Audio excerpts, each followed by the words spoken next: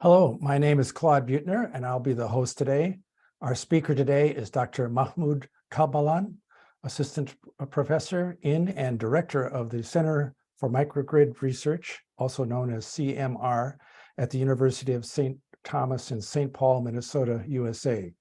He received the National Science Foundation Career Award in 2023.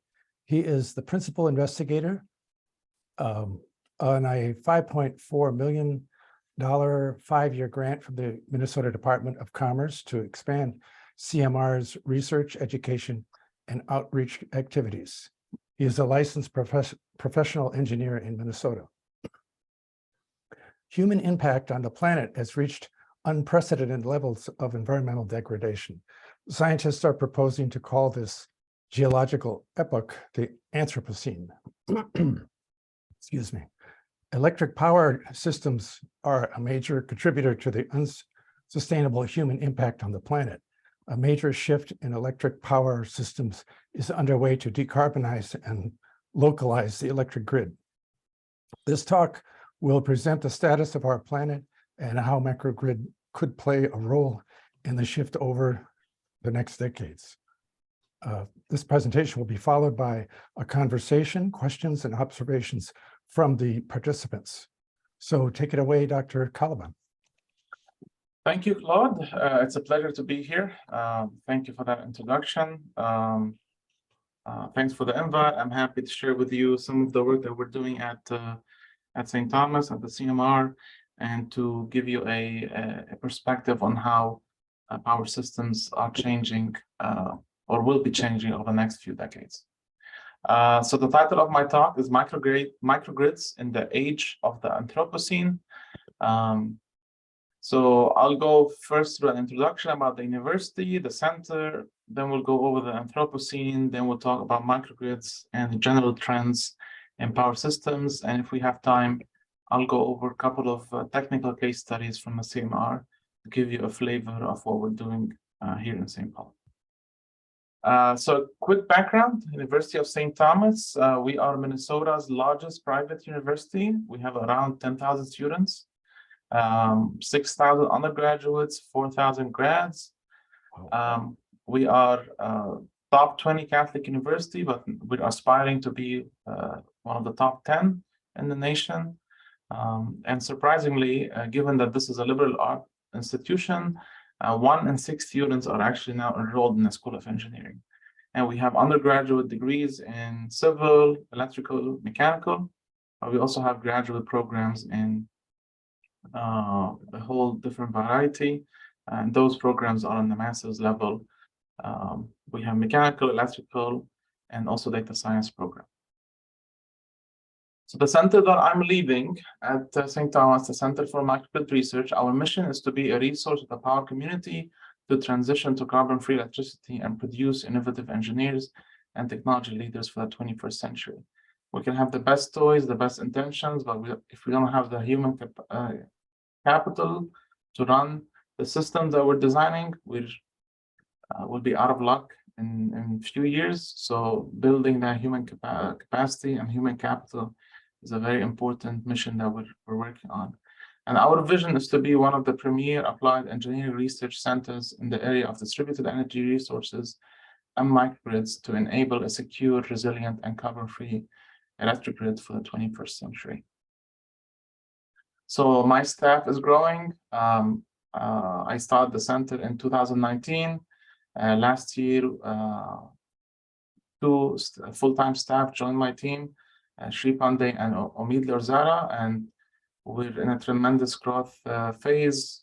We should be adding between 4 to 6 staff positions this year alone, in addition to multiple student workers and research workers that I have on my team. So where are we? University of St. Thomas. Usually people get pretty excited. They think it's the island. And I tell them, no, it's in beautiful St. Paul, Minnesota. So we are between downtown Minneapolis and St. Paul, a couple of miles away from the University of Minnesota and a few miles away from the international airport here. Our beautiful St. Paul campus is right next to the Mississippi River. One of the few places that there's a bluff overlooking the Mississippi here in North America. Very beautiful campus. Our campus is divided into North Campus that you see up there and South Campus, where most of the engineering and sciences are located. And the microgrid is located on South Campus in this building, the Facilities and Design Center as of now. So this is a quick area view of South Campus. You're seeing here two main buildings. This is our parking lot, the Anderson Parking Facility, and this is the Facilities and Design Center here. Yeah, so this is the Facilities and Design Center, and that's McCarthy Gym. So actually 3 buildings. So we have Excel Energy, our local utility. Their feeder is along this avenue here, Cretan Avenue. We're connected to them via a recloser along the pole right here. That you can see that image there. We pulled that 13.8 kV into the basement of the parking facility, and we have a dedicated substation and fuses and disconnects there. That's the image. And then a step-down transformer that's 13.8 kV down to 480. We also have a diesel generator on this side of the parking facility. It's a 50 kilowatt Cummins unit. We have a load bank that we use for testing. That's 320 kVA. The solar panels are on the roof here. Those are 48 kilowatts DC. And the switchgear where power flows is in the basement of the Facilities and Design Center. And each of those resources that I'm going to be talking about is AC coupled to each other through this gear. And behind those cabinets, you can see those big bus bars, because this gear can support up to a megawatt of power or about 1,200 amps. That's why those thick copper wires, thick copper bars are there. So each of those breakers here is controlled by its separate relay to make sure that the system operates in a safe manner. And we've completely developed our in-house microgrid controller. I'm going to touch upon that a bit later through those real-time automation controllers, or RTACs. Solar PV inverter is in the basement, so we get DC power from the solar panels. The inverter transfers that to AC. Also, we have the energy storage system. It's lead acid based. The inverter is rated at 125 kilowatts. So at that discharge rate, we can get about 400 kilowatt hours out of those batteries. So as a quick summary, we have a pretty versatile real scale grid connected microgrid. It's a pretty unique facility already, and I'm going to cover how the expansion plans are even going to make it more unique. But these are our sources, and what's unique also is that we have those test bays where our partners can literally roll their equipment, hook up to the microgrid to test their latest products or controllers or inverters in such a real facility. So that's a quick overview of the center and the university. Now let's talk about the Anthropocene. So the Anthropocene is a proposed epoch starting from the commencement of significant human impact on the Earth's geology and ecosystems. So some scientists, put that around 300 years ago when the Industrial Revolution started. Other scientists put that a bit earlier, maybe about 1,000 or 2,000 years ago, when we start to have those significant agricultural production. But the Industrial Revolution definitely was a big factor in this massive increase, both in our life quality, our ability to do things, like go to space, farmlands, but also in our ability to just damage the planet that we live on.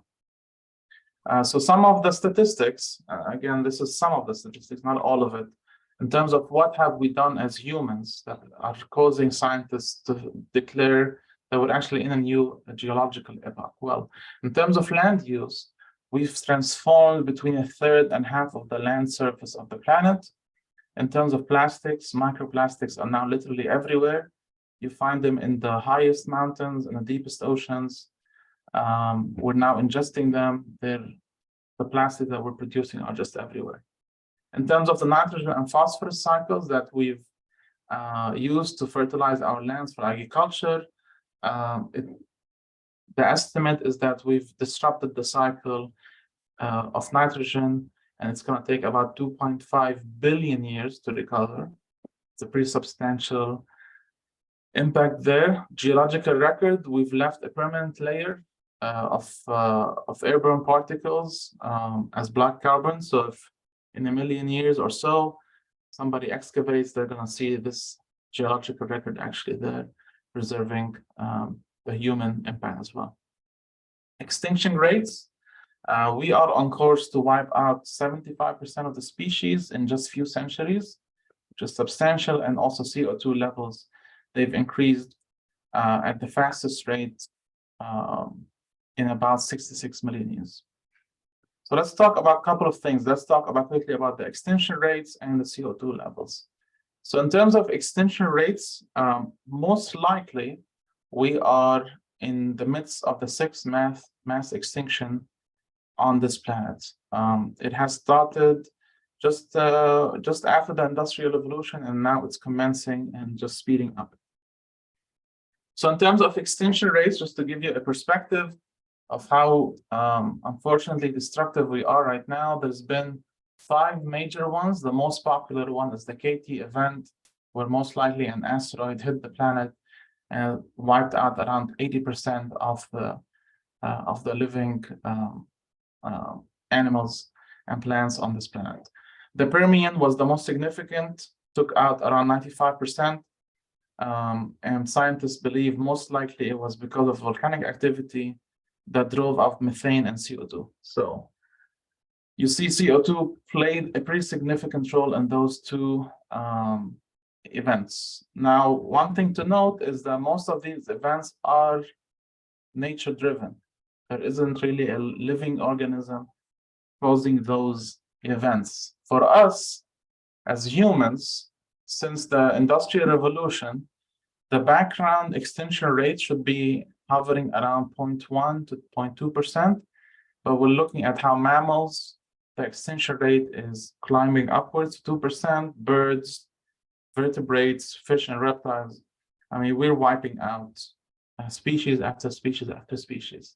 So we are the first, unfortunately, we are the first living organism that is driving an extinction, a planetary level extinction for our living organisms here on this planet. And we are on track to wipe out 75% in just a few centuries. So compared to some of the other natural disasters, we are a global force that is causing this wipeout. So something to really think about and kind of put it in perspective. CO2 levels, we've increased the rate the fastest in 66 million years. That's another something to note. We go back into the glacier records on Antarctica and Greenland. Well, we can be pretty confident about the CO2 concentration over the last 800,000 years. And our average back in 2017 was 405 parts per million, very clearly an outlier in the last 800,000 years. And one thing that I'd like to point out is that literally everything we know about human history, the Bible, the Vedas, the Quran, the Mesopotamia, all of that stuff is just a blip on this scale. You know, it's, I don't know, 10,000 years maybe of our recorded history, or everything that we've possibly known doesn't really match, doesn't really appear on this scale. We even go back further. So I just showed you this level of in thousands of years, then we jump to, or in hundreds of years, then we jump to thousands of years.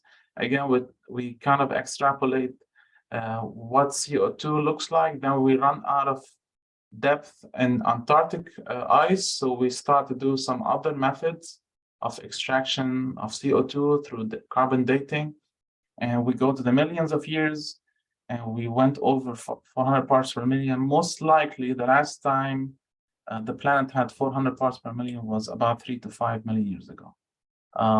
So that's before even our very, very early ancestors of, ape-like creatures. So now every November, if you live in Northern Hemisphere, you are living in a new record. No human has ever lived in such a high density planet, high density of CO2 on this planet. So now the question is, well, how long have we known that CO2 contributes to temperature rise? Well, we've known since the 1800s. It's not really a scientific conversation anymore. We've known for about 120 to 130 years that CO2 definitely causes temperature to rises. And if your refrigerator is broken, the first thing to go is the ice, right? So a couple of things to note. This is a plot from NASA over the global temperature anomalies from the 1800s up to today. So I'm going to play it.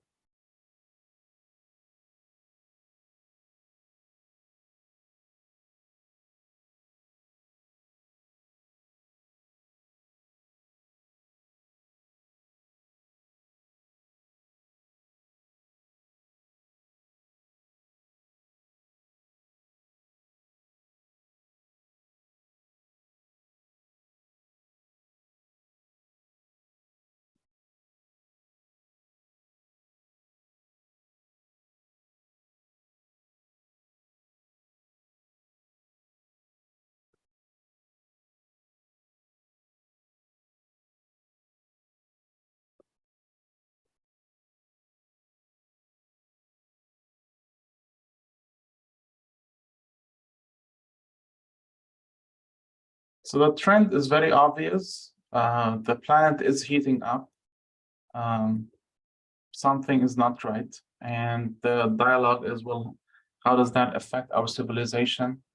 That probably will not look so good for us in the next century or two. So that's in terms of global temperatures. Now, what about in terms of sea ice? We're starting to plot the Arctic sea ice from the 1970s. So if you look at the trend as well for sea ice,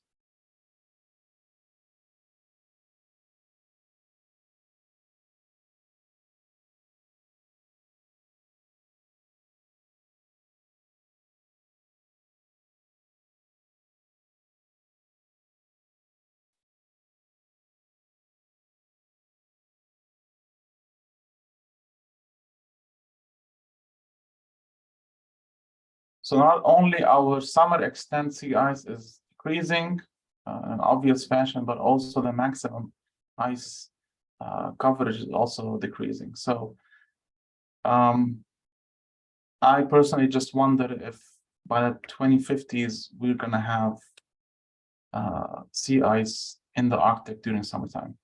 It's going to be interesting to see how the next 30 years evolve. So it's not all doom and gloom, because life becomes difficult to go through, right? If it's all doom and gloom. So have we, as a human civilization, recovered from a potential global catastrophe? I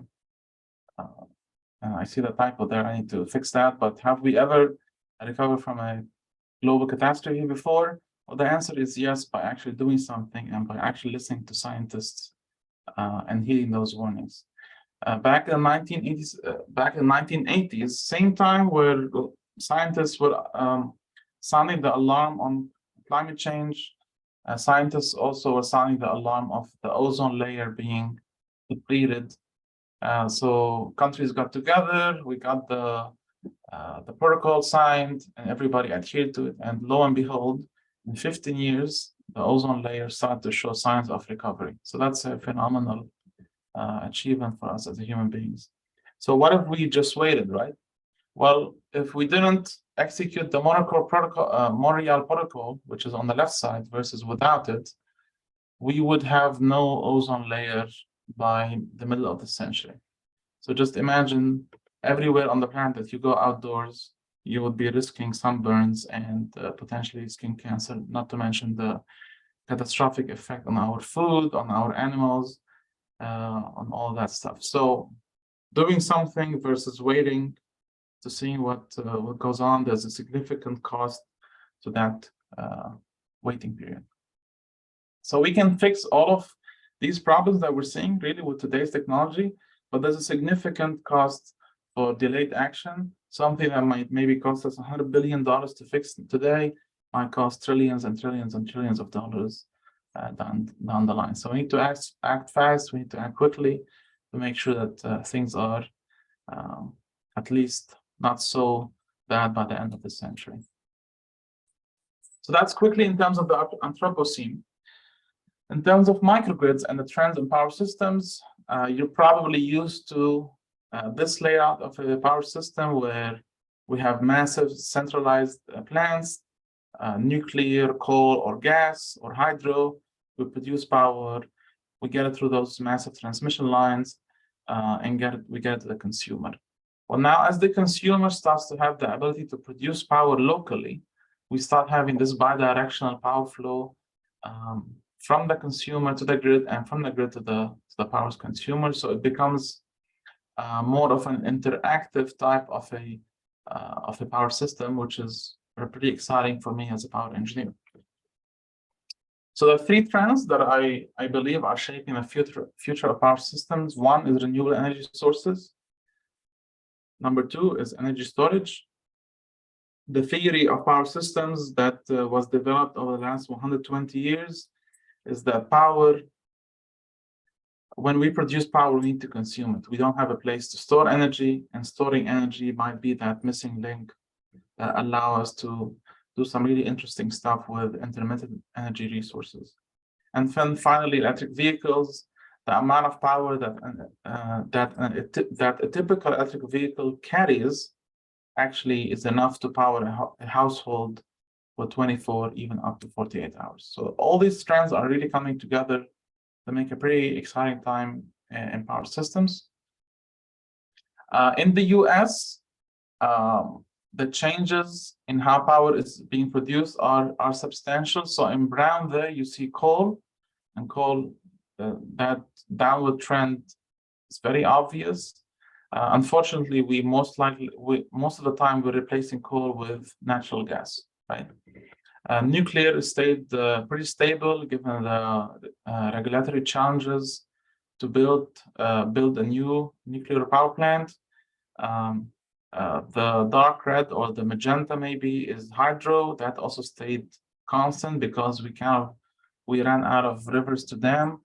And now with the recent droughts in the West, sometimes the power production is competing with our water supply. So it remains to be seen how hydros can stay over the next few decades as well. Solar is now increasing fast, but on this scale, you can see it's really still not that much, and wind also has been increasing by a lot. So wind plus solar plus hydro actually overtook coal about a year ago. So that's kind of exciting. Energy storage, the price of lithium ion was dropping up until COVID hit and the recent inflation issues that have come up. So we went down from about $732 per kilowatt. Now we're hovering at the 150 range or so. It remains to be seen how things are gonna evolve over the next couple of years. Hopefully the trend stays there. Electric vehicles, more and more countries are now banning or planning to ban internal combustion engine vehicles by the 2030s or 2040s, and we're going to switch that over to EVs. We do need to make that intelligently though, because if we switch from an internal combustion and we're still getting our power from coal or natural gas, we're not really doing anybody really a service there. We're still burning dirty power to get what we need to run our vehicles. So those three trends, lower renewable energy costs, lower energy storage costs, and higher electric vehicle adoption rates is making power, the field of power system really exciting and really fluid for the next 10 to 15, even 30 years. So it's a great time to be a power engineer. It's it's a great time to step in and help solve some of those pressing questions that are coming up as we evolve. So that begs the question, so what is actually a microgrid? So a microgrid is a localized energy system, and I like to say that's greater than the sum of its parts. So when you have a generator that's running by itself, it's a very typical generator. You use it when you have to, you burn the diesel or hydrogen or whatever that you need at all times. But as you start coupling it with other sources like renewable, like storage, then you start to use those components together in a much more efficient way, and you start to reap more benefits by using each source when it's most efficient to use that source. So perhaps a diesel generator would run for 2 days by itself, but if you add solar and storage, then maybe that diesel generator can now run for a week or 2 weeks because you're using solar and storage to supplement that diesel. So the main feature, though, of a microgrid is that it runs in parallel with the grid. So it's not simply a backup system. It is always on. If the grid goes away for whatever reason, then you seamlessly transition to an island mode situation where you're running your system in island mode. And when the grid is back, you just reconnect to the grid seamlessly as well. So that's the main feature of a microgrid. It helps us to integrate all of these types of energy storage or energy sources again to maximize the benefits. And a microgrid, or strategically placed microgrid in terms of the society, if we can place microgrids in strategic locations like fire departments, community centers, our water treatment facilities. So when the grid goes out, if it's disrupted for whatever reason, whether it's man-made or natural catastrophe, society can at least continue functioning until the grid is restored. So as more and more consumer products become reality, well, potentially each home could become a microgrid in a not so distant future. So you can install solar panels on the rooftop, you can have an EV in your parking lot, and you have a small energy storage device in your house. So this might be doable for a house, but for low income or middle income apartments or multi-family homes, this is more challenging. So how do we ensure that we're again not leaving the less fortunate behind, and we're allowing the richest 1 to 10% to kind of separate from the grid and settle the other 90% with the costs of maintaining this massive grid. So there's also really important social justice and honestly civilization questions to answer here to make sure that we're transitioning properly this hopefully better future. And those laws are now becoming more and more the trend. So California, the law is to have solar panels on nearly all new homes by 2020, and the plan is to have each home become a net zero home. So the amount of energy you produce over the entire year should be equal to the amount of power or energy you consume from the grid. So that's a very interesting law as well. Time will tell how things are going to evolve, especially given the recent economic challenges as well. So we went over the trends in power systems. What is a microgrid? So I'm going to quickly glance over some case studies. If maybe there are some engineers out there that will get excited, I will do my best to keep it at a high level, but maybe we'll just go through 1 or 2 given the remaining time that we have here. So we've completely built a microgrid controller completely in-house using undergraduate and graduate students here at St. Thomas. We completed the alpha version, and now we're working on the beta version. We used a type of coding language called the IEC 61131-3, and we implemented that in the Schweitzer RTAC 3555. And this controller can do all the essential microgrid functionalities, where it can run in grid connected operation, transition from grid to island, run in island mode, and then transition from island to grid. All of that seamlessly, and we've done those now for hundreds of times here at St. Thomas. So a black start. So what does it mean? A black start means that everything is off, everything is de-energized. We are completely separated from the grid. So I'm going to show you here an example of how we did this black start here at the CMR. So what we first do is we start the energy storage system as a grid forming asset. We're using droop control. So that creates a voltage signal. We close this breaker to energize this transformer. And then we close this breaker as well to energize the main bus. So now we have this voltage signal on the main bus, and I'm showing you here on the y-axis on this side is the voltage. So the voltage goes from 0 volts to 277 line to neutral. So that means the bus is energized. And on the left side for the y-axis, I'm showing you the active power.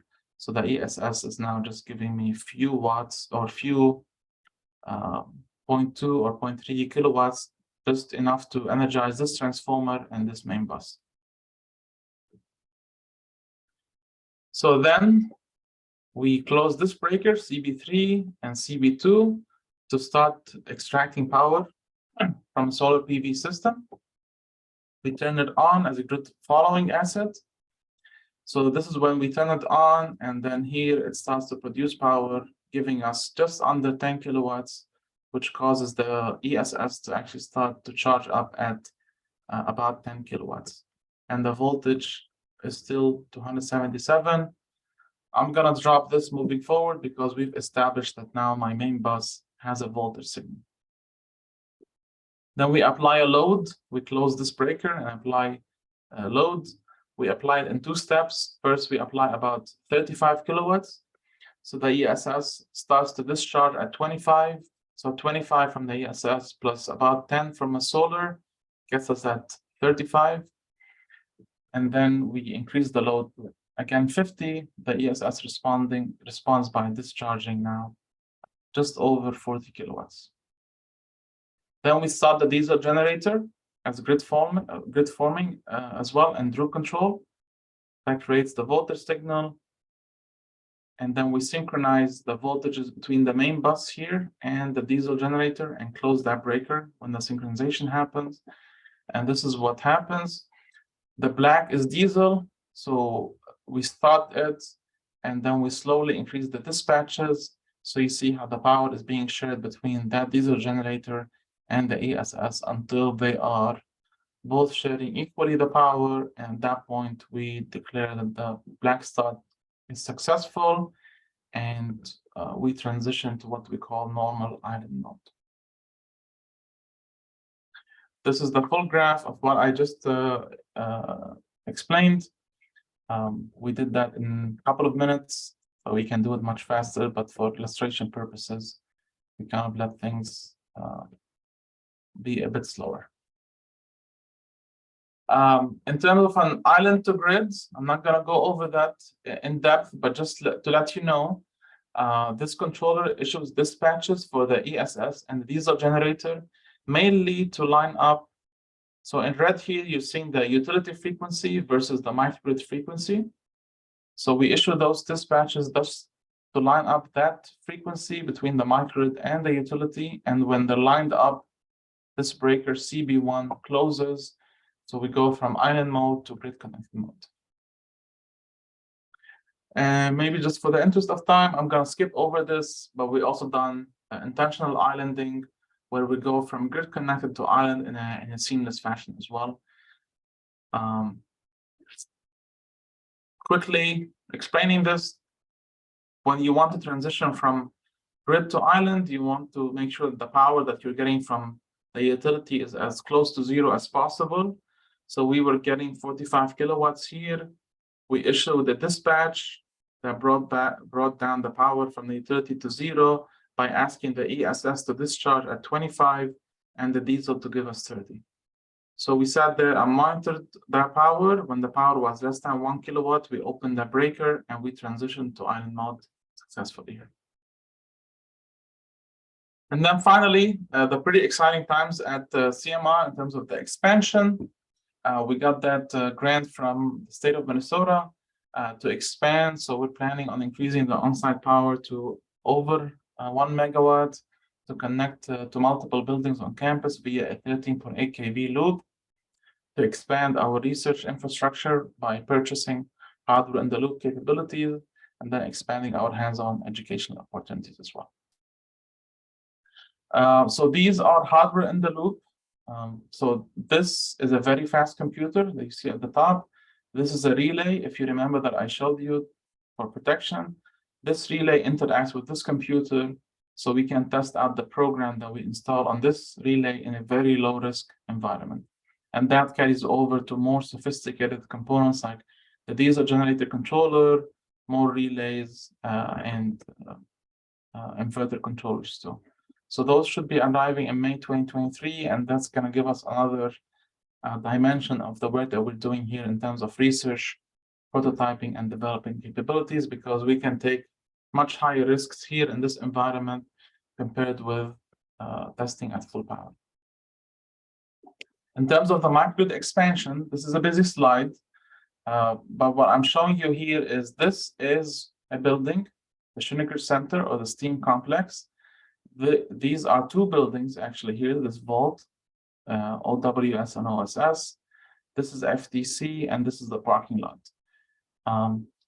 And everything that, well, actually, let's go through the aerial image first. So APF is there. Facilities and Design Center is here. Owens Science Hall is this building, OWS. O'Shaughnessy, OSS is right here. And Schoenecker is currently being built right. So this parking lot ceased to exist. And the Schoenecker Center is coming up, should be opening in spring 2024. So the plan is we're going to install a 13.8 kV loop through a newly constructed tunnel here. So we will connect FDC to OSS and the OWS and also to the STEAM switchgear. And the loop will be 13.8 kV. We're going to be installing a megawatt rated paralleling switchgear and around 1.5 megawatt of on-site sources for power and an EV charging infrastructure in the parking facility. So as an example, everything that we have currently in this unique facility fits right here. Everything else is new, with the new gear, with this new loop into those buildings and connecting to FDC, APF, OWS, and OSS, and the Schoenecker Center. So with that, we'll be powering around, or we'll be connected to around 400,000 square feet of building infrastructure. So it's going to be a pretty unique facility. We're going to have a lot of multiple points of connection with Excel. So we'll have 1, 2, 3, and 4. So that's another very unique feature with that. So we're very excited about that. We just completed the schematic design phase. Construction documents should be ready by summertime, and bidding phase end of this year, and construction administration early next year. And with the supply chain issues, we'll see how that takes. It might take a year, it might take 2 years, depending on some of those lead times that we're seeing currently. So if anybody, you know anybody is looking for a position in microgrid, please feel free to share. I have multiple openings for postdocs, for research engineers. So 2 openings for postdocs, 4 for research engineers. That gets us to 6 additional staff this year that will be hired, and multiple graduate master research assistant positions as well. So to end my talk, we are definitely the last generation that can stop the most catastrophic effects of climate change, but we are the first generation that we're going to start experiencing its severe consequences, whether it's those extreme drought and deluge events. You know, all these events are starting to unfold before us, and will continue to unfold before us over the next 30 to 50 years. So I like to tell my students, this is not a story about, oh, let's take care of our planet. If you want to do that, that's great. But also simultaneously, it's if you are being selfish, just realize that you need the earth and not vice versa. Not vice versa. The earth will stay long before it will wipe out. It will recover. It won't really have issues. It has done that 5 times before. It will do that again. We need the earth. The earth does not really need us or require our existence. So that's the nature of the relationship that we have here. We're not going to be able to colonize Mars that quickly. We only have one home. No wonder we can't really find any intelligent life out there, because it takes billions and billions of years for a couple of really unique, maybe, effects to happen, for life to evolve. We can fix all these problems that we're seeing with today's technology, but there's a massive cost for delayed action that will make things more and more challenging as we go through time. And it's shaping out that the 2020s and the 2030s could be one of the most exciting and important decades for human evolution and human civilization on this planet. That's all I had for today. These are my contact information. Feel free to connect with me on LinkedIn. The center also has a LinkedIn page. Feel free to share, feel free to follow that as well. And thank you very much for your time. Thank you, Dr. Kabalan. That was fascinating. And I really appreciate the peek under the hood, even though I think some of the technicalities of it were pretty well described. And we have a lot of people who not only are on today, but also in the future will be looking at this, that will be able to glean a lot of new insight. So thank you so much. I think I'm going to start right out in the question and answer. And Peter, are you available to ask your question? Oh, I'm sorry. Yes. Peter? I'm sorry, Peter McKinnon. Did he leave? I think he left. We'll go over to David Doherty. You actually have 2 questions. I do indeed. Just a minute, I'm going to slip back here and make sure I can find them. Okay, so the first one, I was very interested by the design of the entire system, but it led to me wanting to know the answer to this. Are there plans to add solar shading to the parking lots and to expand the arrays on the roofs of the buildings? Because it looks as if there's plenty of room to be producing quite a bit more power than you have currently the capacity to produce. And you might be able either to use it on campus or to supply the grid close to your campus. That's a great question, and that's something we actually consider. So there's a couple of factors. Things on South Campus are changing quickly in terms of new construction. So with that new construction, we're considering solar installation. There's a couple of issues with solar, though. Number one is installing it on slanted roofs is more challenging here, because we are in the middle of a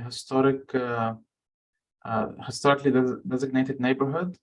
So having those solar panels on the rooftops is challenging. The other aspect is we really ran out of real estate. You need about a meter square. The sun hits the planet at a solar noon. You get 1 kilowatt per meter square. The solar panels, the best ones on the market right now, are 20% efficient. So you're getting maybe 200 watts per meter square. So peak load on South Campus is 3 to 4 megawatts. You do the math, you really need a lot of space for the panels, right? But that being said, we are planning to install new panels when possible on flat roofs as they get constructed. Yeah, it would seem to me that you'd probably have some continuing need for parking space, and that space could be covered with solar shading that would actually produce power. So The second question is on a slightly different tack. You mentioned the Anthropocene, and I'm wondering whether you would think, as I do, that the name the Pyrocene epoch is actually more appropriate than the Anthropocene, because I think that long into the future, if any beings are looking into the fossil evidence of our existence at this time, what they're going to find mainly is ash. It comes from the burning of coal. It comes from the refining and burning of oil. It comes from the burning down of cities, towns, forests. I mean, it's all around us. Yeah. So I mean, like I said, we've left the permanent record permanently now on that planet. I mean, to be frank, we've always burned stuff. We've always destroyed forests. We've always, if you look at some of the older civilizations where it's either, around the Mediterranean. I was born and raised in Lebanon. The Bible mentions those great cedar trees on the mountains of Lebanon. Well, those are mostly gone, because of that deforestation and, cut it down, make a boat or make a weapon or whatever. So we've always done that. But that name, I didn't come up with it. It's what scientists are proposing. So I'll just stick with it for now. Okay, good. Thank you very much. And Peter McKinnon, if you could ask your question, and let's see, Richard Vanderjagt is on deck. Thank you, Claude, and Mahmoud, thank you for an excellent presentation. It was very factual and full of lots of information, some of which, of course, I know because I've been involved in microgrids, and you'll hear a little bit more about this, I'm sure, in the discussion today, so I won't raise it here, but I'm part of the team that'll be discussed, I'm sure. But also, I gave a talk here just a few months ago to KCOR on planetary limits, which is based on the planetary boundaries concepts that you may be aware of. So your factoids about the multiple dimensions to the problem is way beyond climate change, and this is something we've been discussing in KCOR, in fact. So I just wanted to get to a couple of questions. They were basically operational, if I may. How much has it cost the university so far to create the microgrid you've got? So actually, we've numbers. We've built that through grants. So the first grant that my colleague Greg Maury got 6 or 7 years ago, that was 2.1 million, and the university invested about $1 million to get that up and running. So let's call that 3 million, and the grant that I received about a year ago, that's 5.4 million. So this stuff is still not really, it's not cheap, that's for sure. It's substantial investment. So far you can say it's approaching, 8.5, 9 million. Okay. Also, I'm just wondering, is there any DC current in any of the system? Yeah, so we get DC from a solar array, we get DC from the batteries. Yes. Yeah. And what kind of cutover time do you have when you switch between island state and joining the grid? Or is that important? I know you talked about dropping the voltage, I guess, to 0 or nearly so. So the transition times are in the order of 50 to 100 milliseconds, if that's what you're asking. 50 to 100? Yeah. Okay, well, thank you very much. One other thing, is geothermal and or a small modular reactors in your energy mix for the future? So I'd love to bring a small modular nuclear reactor, but the city of St. Paul will probably object to that. So there's definitely some exciting evolution happening on the modular nuclear reactors. So I've seen ones that are as small as 100 kilowatts. Because the main issue that I didn't really cover here is, on South Campus, we use electricity for our cooling, but we actually use gas for heating. And in a cold environment like Minneapolis, St. Paul, heat is a pretty substantial energy hog. So you do need to figure out a place to get heat efficiently. And I think if modular nuclear becomes a reality, that might be a very good option. I'm on the same side. Thank you. And geothermal is not possible because the water table is, I don't know, 6 feet, 9 feet. So Well, it's that's a limitation, local limitation. yep, it's very difficult here. How about deep geothermal though? I mean, drilling. Yeah, I haven't really heard of success stories with geothermal in Minnesota. I'll double check, but I haven't heard of. I might just throw it out as a suggestion. You might check, and others here can provide you with more information. The University of Toronto is currently putting their physical plant into geothermal, and it's deep drilling under their own buildings. Yeah. So that's right in downtown Toronto. So the climate is basically the same. Okay, Richard, you have the floor for your question, and let's see who's on deck. I thought I had it here. Was it John Meyer? Okay, thanks, Claude. Mahmoud, I have a question for you. So we're looking at building a microgrid here in Ottawa for a very large development. And one of the questions I had is, what is the cost efficiency? Have you done any calculations on this of geothermal versus solar versus sewage? As in how do they compare to each other in terms of the cost efficiency? So the various power sources, it'd be nice to know. Even geothermal, throw that in the mix as well. So how do they compare to each other? So we have not done cost estimates on the geothermal or other parts. We've done some back of the envelope calculations for solar and for battery, mainly for peak load shaving and peak load shifting. And there could be there is a business case to be made there, being able to shift your peak load from daytime to nighttime. For us, the way our rate structure is set with our local utility. That being said, a lot of this stuff comes down to what the local ordinances are. In some place, if you have a time of day charge, it's a very different story than if you have a 16 cents per kilowatt hour for 365 days a year, right? So there is a local piece to it, given what your local utility asks you to pay. Have you looked at sewage as a power source? We have not, no. And that's an issue for us here because everything freezes in the wintertime.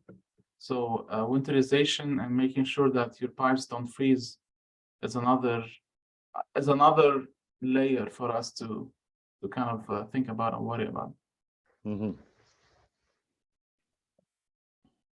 Thank you. I mean, the biggest source of power, to be frank, on our campus, we have the Mississippi River 100 feet away. Right? If I can access that, that's a substantial amount of power. But again, there's our local ordinances, rules, regulations that we have a small stream that feeds into the Mississippi that drops maybe 70 feet.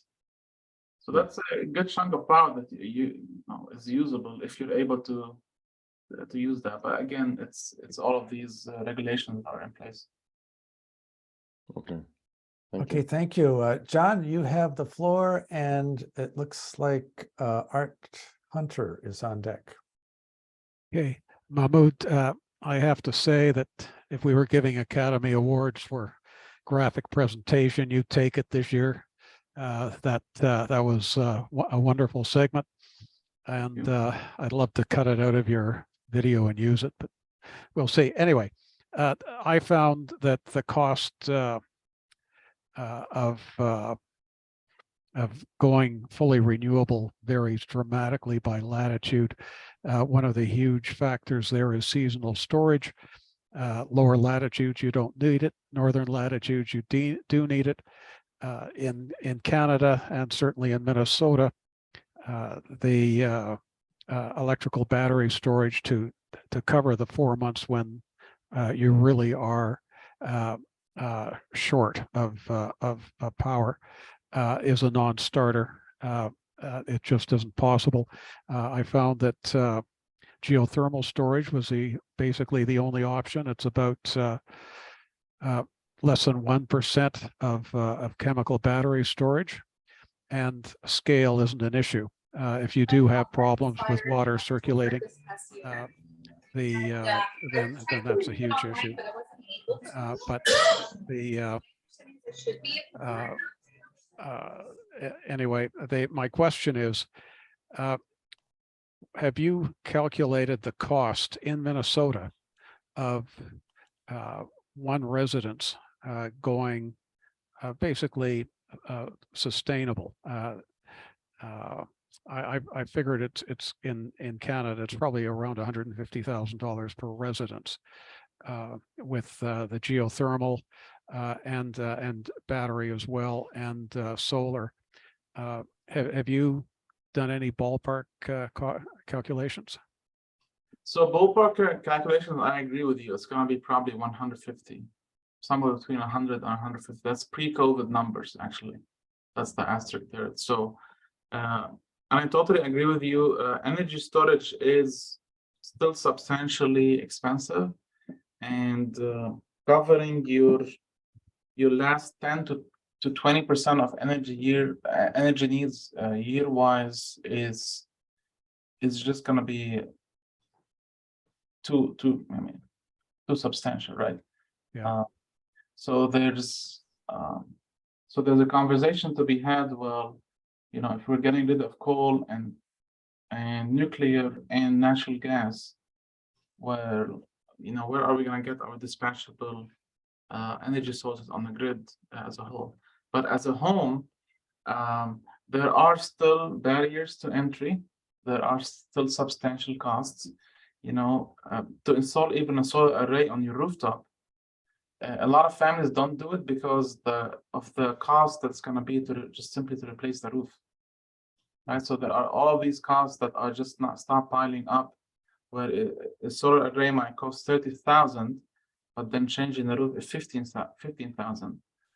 Getting an electric vehicle charger that's big enough, that's another panel upgrade charge. So things start to snowball and become pretty substantial. And it remains actually the biggest challenge in households, like everywhere, is heating and cooling. Mm-hmm. If you want to lump in heating and cooling from your electric supply, that's going to be a pretty big bill as well. Yeah, it's got to be geothermal heat pumps, I think, and also on roofs. I look at roofs a lot, and I would say 15% of roofs can make good use of solar, and all the others have problems. And we're still building houses now that will be a nightmare to change over to solar. Yep. Anyway, okay, thanks very much. Great presentation. Okay, Art, you have the floor, and I will apologize to Paul, but actually I skipped over Peter Bolkowski, who is on deck. Go ahead, Art. Okay, I would be interested to know if you've looked at vehicle to grid. We know that this technology is coming, and as more and more electric vehicles and fleets are hitting the road, that there are in fact a vast amount of storage capacity that can be available and integrated with the grid. And if you have had some considerations of this, has this looked at both black start as well as operational, particularly for time shifting to charge it at the low charge rates, and of course the use in emergencies. And in emergencies, I'm typically thinking of a multi-unit shelter where we have elevators and fire prevention things happening. Anyway, vehicle to grid, what have you done in looking at all that? Yeah, so this is a pretty exciting dimension that's also evolving. 2 years ago when the Super Bowl was happening, it was pretty shocking to see that almost all the car commercials were EVs, and a good amount of them were showcasing the ability to actually use the onboard battery for camping or plugging into a household or whatever. The one that I remember specifically was the Ford Lightning, where the daughter rolls in with her F-150, and her dad's house is out, and they plug in the truck into the house, and the house it goes on, like they're watching the Super Bowl and having a beer and everything is happy, right? So on that front, from my perspective, as I'm a systems engineer, right? So from my perspective, whatever can give me energy, I can integrate it into a microgrid. I don't really have issues with that. I just need to know what its operational capabilities are. Now, that being said, a lot of those newer vehicle to grid dischargers, or let's say vehicle to grid integrators, they're coming in with a limitation in terms of the amount of power that you can get out of the battery. I've seen as low as 2 kilowatts, and I've seen as high as a 10 kilowatt unit. So that's your limitation right there, right? Like if you have anything in your household, or if your cumulative load in your house is more than 10 kilowatts, then that system is just not going to be able to support you. And that's a pretty substantial difference from just maybe 5 or 7 years ago, when automakers were, the answer was absolutely no way we're going to let you access the onboard battery, right? So we went from no access to maybe we'll give you some access. Now we're talking about 3 to 10 kilowatts. We'll see what ratings come up. Okay, thank you. Peter Bulkowski, are you available? And then Yeah, I'm here. Paul, you're on deck. Paul Beckwith. Mahmoud, thank you for an interesting presentation. I agree that technically we have most of the components for doing things differently. My questions relate to 2 parts for microgrids. One of which is, how easy will it be to maintain the microgrids? Because when we have what I will call the tech nerds or the early adopters, they're focused on this. The average citizen will not be. So to maintain those microgrids, will homeowners be subject to continuous service costs, such as we see for internet, which certainly in Canada is prohibitively expensive? The other aspect is for a microgrid where you have multiple homeowners or businesses connected to one microgrid, how is that managed on a social basis? Do we end up with committees like we do for condo units, with all the pluses and all the minuses of these little organizations? So they're more related not to the specifics of the technology, but the management of the technology cost-wise and socially. Yeah. So excellent questions. Excellent questions. So let's all keep in mind that the grid in North America is 99.999% reliable, right? So how much money are you willing to pay for that 0.0001 extra reliability, especially when that might be so catastrophic that it can cost you, I don't know, everything in your house to freeze, like we saw in Texas or whatever. So there's that question that still remains unanswered in terms of the economic benefit of a microgrid, because we do not know how to price resiliency yet, right? I haven't seen anybody come up with a easy to digest metric saying, if you lose power for 5 days over the next 20 years, that's going to cost you $1 million, right? Something like that. So there's that issue. The other issue is I'm not an advocate of making every single home a microgrid. That is just unrealistic, and it's just not economically feasible. I'm a big advocate of making certain places that are very critical for our continued continued operation as a civilization to be microgrids. In Texas, everything went down except the cell towers. And so communication was, people never lost the ability to call their loved ones, check Facebook, tweet.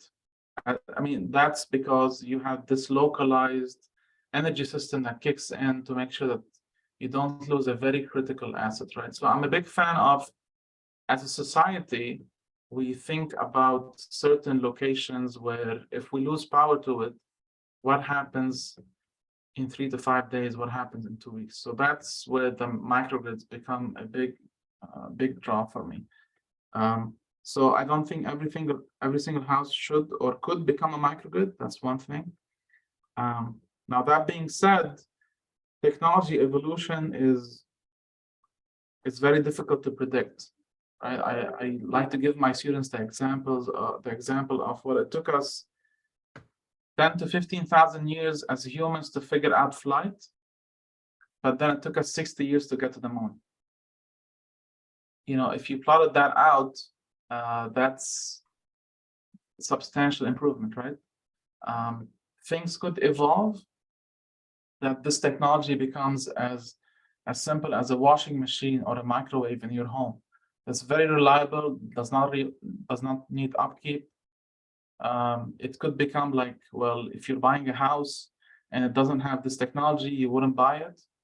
That also remains to be seen. So it's really all up in the air. We're gonna have to see if how things evolve, what type of cost structures happen. If we can figure out energy storage that is, I'd say 10% the cost of lithium ion, that will be a pretty substantial game changer. Very, very substantial game changer, because that will knock out a lot of these old technologies out of the water. But we're still not there. Thank you for your answers. Thank you for a great presentation. Thank you. Okay, Paul, you have the floor, and Ted Manning, for your comments, you're on deck. Yes, thank you for the presentation. A couple questions. What percentage, if the grid went down for several days, what percentage of the university could be powered from your microgrid was the first question. Sort of what capacity, how is that relative to the demand from the university for power? But the main question is regarding heat pumps. There's been huge technological improvement in air source heat pumps. So they can now be used in colder environments. So in 2022, over 4 million units were installed in US homes, which surpassed natural gas furnaces. So there's huge growth potential. And I'm wondering if your institute is looking at air source, ground source, water source heat pumps, because they just run off electricity. They can also replace air conditioning. And they're 300 times more efficient than natural gas furnaces. Also, indoor air quality is becoming a very important issue. Kids that grow up in homes with natural gas ovens or stoves have 1 in 6 kids that have asthma have it because of that reason. So replacing all appliances with electrical inside the house are very crucial. So that goes with your furnace, but also with cooking appliances. So maybe you can comment on that. And also, I want to get your view on nuclear, because the energy density of fossil fuels is enormous. 1,400 kilowatt hours per barrel of oil. A human can put out about 0.6 kilowatt hours of human labor per day. So it's 1 barrel of oil is 11 years of human labor. So if we really get off oil, then we need other huge energy sources, probably from nuclear, is my view. So I've asked you a lot of things, but maybe you can just comment briefly on some of them. Okay, the answer is no. I'm just joking. So let me try to remember. So the first question, I think, was the amount of load that we can carry. Once we finish the expansion, I expect that we would be able to carry about 80% of the load on South Campus. North Campus and South Campus are different feed system, but I think we'll be able to carry 80 to 90% of South Campus's load. So this gives a lot of incentive for the university to put their own money into your systems, because it can get them through any grid power failure. Then. Yeah, so for sure, there's multiple dimensions of what we're doing. There's the research aspect, but also there's that aspect of saving the university some money on their bill, and also being able to kick in this power if something goes sideways. So there's definitely that. Now heat pumps. Are you looking at heat pumps at all? In terms of heat pumps, it's not. We have a separate facilities department at St. Thomas. I can maybe suggest new technologies, but it's really up to them to decide what and how they choose to install for heat. I do need to tell you though that in Minnesota there's a strong shortage of licensed people that can install heat pumps as of now, because it's a new technology. A lot of people are still trying to understand how that works, but it seems promising. More and more people in Minnesota, I hear great stories about using heat pumps. So that could be potentially something that the university looks at down the line. And then the last question was nuclear. My frank answer is we would not be in this problem if people invested in nuclear in the 70s and 80s. We would not have issues with climate change. We would not have, if we listen to that NASA scientist, I think his last name is Hansen. Yes, James Hansen. Yeah, if we went all nuclear, if you look at France, 80-90% of their power is from nuclear. People tie nuclear energy with nuclear weapons, and there's a very distinct history, because people realize that the waste of energy could be used in weapons, but not all nuclear can lead to not all nuclear waste lead to that stuff. So. And unfortunately, there were two significant events. So first, Chernobyl happened. That was catastrophic for that field, for whatever reason, mismanagement or whatever. And then nuclear was kind of hitting its stride again in the early 2000s, and then Fukushima happened. So that's where we are. And yeah, I totally agree with you in terms of densities. If we can figure out that announcement about energy fusion a couple of months ago in California from that national lab, that's pretty exciting. If we can figure that out and we start building stars on our planet, then that can solve all our problems too. Yeah, I mean, the problem with oil is that the energy is so high in oil that it's equivalent to 500 billion workers each day.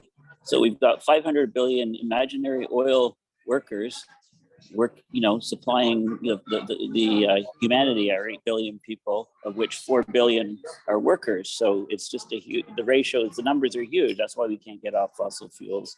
Yep. Now Biden wants to open up Alaska. Right? We're just addicted to oil. Yeah. Thank you. Okay, Ted, you have the floor, and there are no, I guess, Peter McKinnon, you had a lot of questions. Maybe some of them were not answered, and you also have some comments. So you could be on deck, Peter, if you want. Go ahead, Ted. Thanks, Claude. Mahmoud, that was very, very inspiring. And it all comes back to a very simple line: do not burn stuff. If we can convince humanity to go any technological way that deals with that, I think it's going to be very fruitful. And even if they sort of running off looking for other things to burn, whether it's the grass across the street from you or the bodies of your neighbors, it still puts stuff into the air. So I am a little more fixated on the notion of solar and any other source. And it doesn't bother me about nuclear because 99% of the nuclear on the planet is reasonably well managed. It's only the crazy disasters they put in the wrong place at the wrong time and didn't pay attention to it that are really the issue. Anyway, that's a political statement. I have a technical response when you said you were having trouble getting solar on the tops of your buildings and on your campus. I run into this a lot myself. I work with World Heritage restoration and trying to essentially defuse the worst problems of trying to keep the planet safe at the same time as preserving world heritage. And one of the big thrusts the UN has been trying to do is to get solar in use in places like tourist destinations, world heritage sites, the tourism industry. And the biggest issue comes back to people. They don't like the looks of it. And there was a conference about 10 years ago now in Paris where all the science and tech guys got together on nanotech, and they came up with the solution of the idea they could make solar panels that looked like anything they wanted. And they started, and they have been quite successful in some areas. You can get a very nice terracotta roof that nobody will notice from a distance isn't a terracotta roof, and it's about 80% as effective as the solar panels mostly in use now. But there are still some big challenges, and people want it to look just like what they would like to do otherwise. And it's a human barrier between the use of the technologies, which certainly would be most cost effective. Nobody wants their house to shine in the dark. And even at my cottage, where I got a lovely slope faces south, it would offend the hell out of the neighbors if I shone all the sun right in their eyes across the lake. So again, we are at a very simple issue of, can we make solar panels that don't look like solar panels? Can we make, or conversely, can we make wind turbines that don't look like wind turbines? People are the barrier and not the technologies anymore. And quite frankly, it is now cost effective to satisfy a lot of this if people would actually pay some attention. Anyway, that's my technical comment to you. I think that people like you who are making things that work, and now the biggest challenge is making people use them. Yeah, thank you very much. Thank you, Ted. That wasn't really a question, that was a comment. I'm sorry. That's okay. We're watching the questions, and Peter has the floor now, and Mary Hagan is the remaining question. Go ahead, thank Peter. You, Claude. I got all my questions answered, so I'd just like to thank you very much, Mahmoud. Excellent presentation, and I'm sure there'll be some continuing provocative conversation. Thank you. Bye for now. Okay, so then Mary, you are up.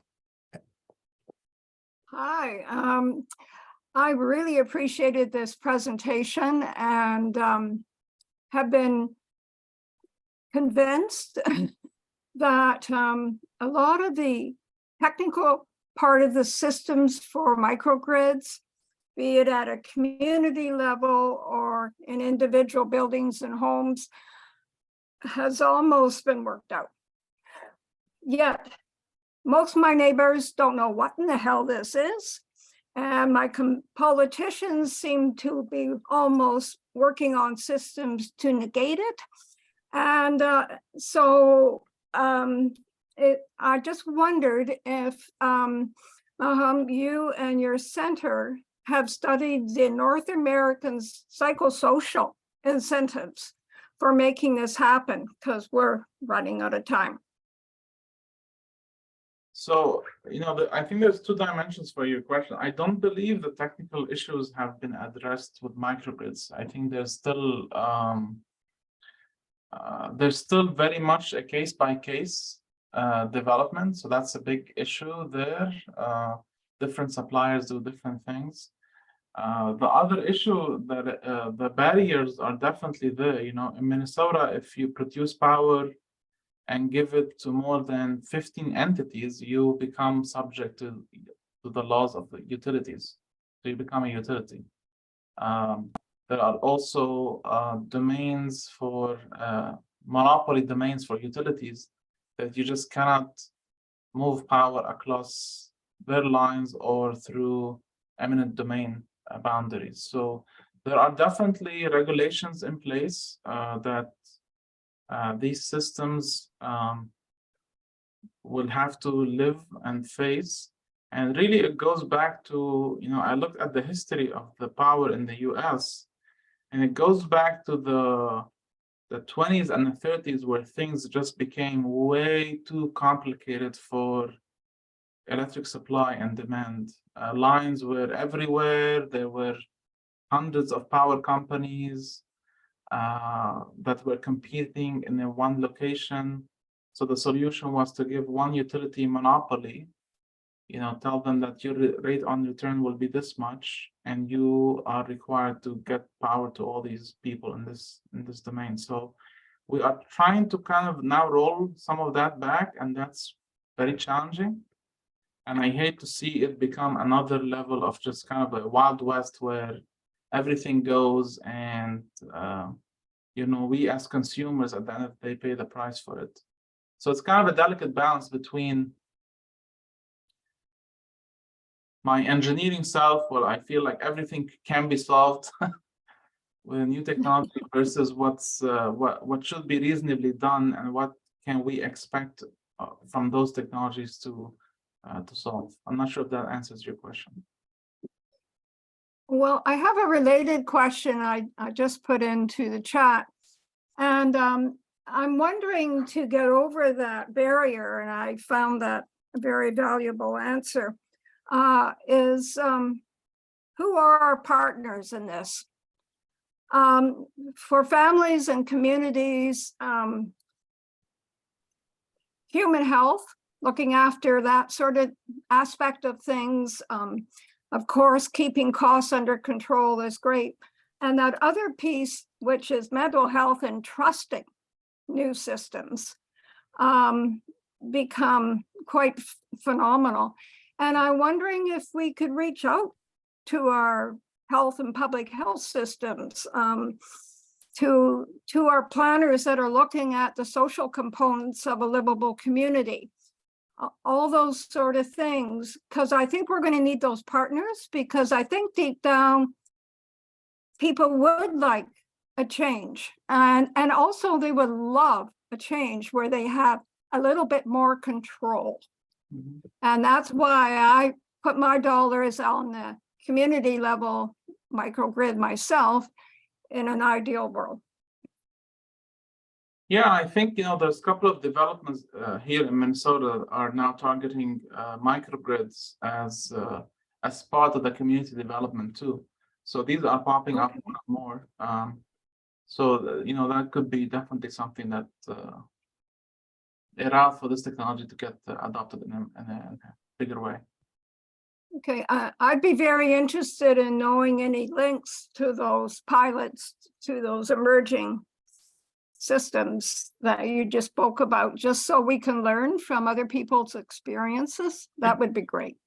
Yeah, if you want to email me offline, and I'll try to track down some of those links. Okay, I shall do that. Thank you.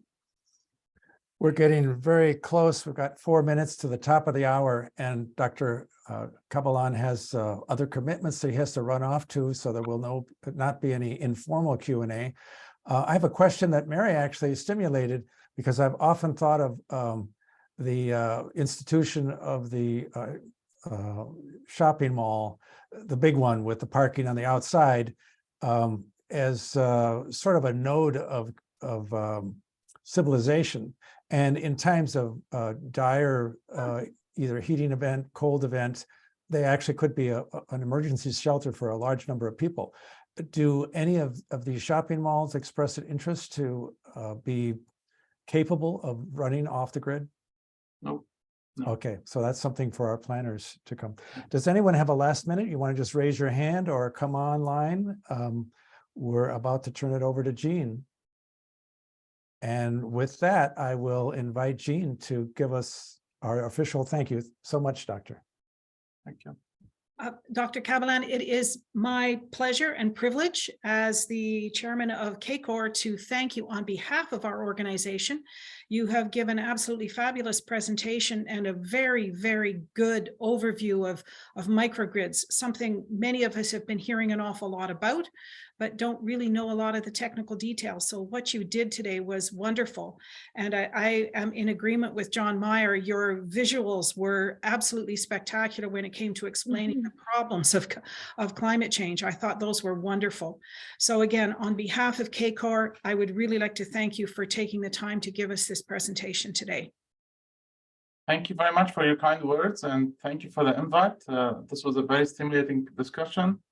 So feel free to reach out if you have questions, and thanks again.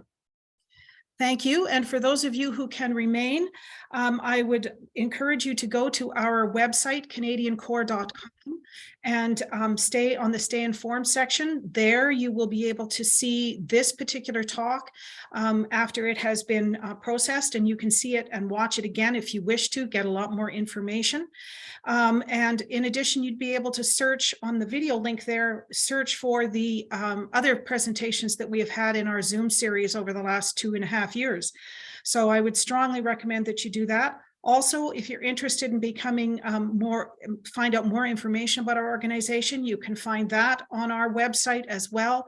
And if you wish to become a member, you can certainly do that looking at our website and finding out the information there. So please go to our website, canadiancore.com, and I look forward to seeing you again. Thank you.